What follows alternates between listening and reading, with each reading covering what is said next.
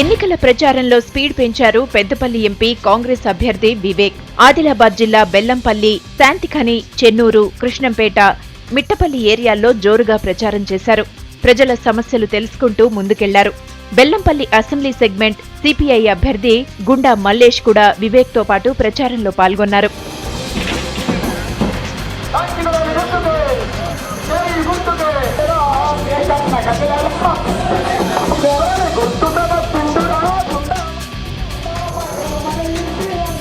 కత్తెరశాల, సుందరశాలలో కార్యకర్తలతో కలిసి bike rally నిర్వహించారు వివేక్.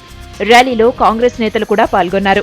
వివేక్ సమక్షంలో పలువురు కార్యకర్తలు కాంగ్రెస్ పార్టీలో జాయిన్ అయ్యారు.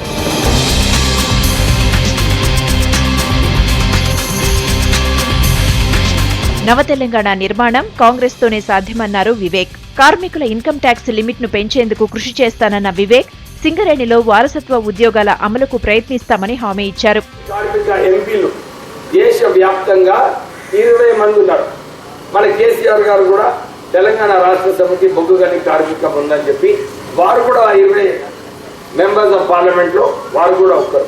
కానీ మీరందరూ కూడా గమనించాలి, పార్లమెంట్ లో ఈ ఇన్కమ్ ట్యాక్స్ పెంచడానికి ఏకైక వ్యక్తిని నేనే పోయి కొట్టాలి.